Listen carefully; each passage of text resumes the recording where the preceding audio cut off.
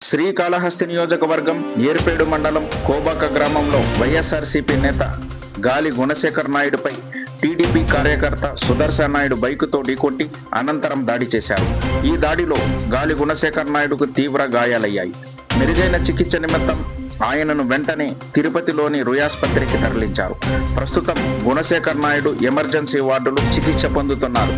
ఆసుపత్రిలో చికిత్స పొందుతున్న గుణశేఖర్ నాయుడును మాజీ ఎమ్మెల్యే బియ్యపు మధుసూదన్ రెడ్డి సతీమణి బియ్యపు శ్రీవాణి సామాను అనసూయమ్మ పరామర్శించారు.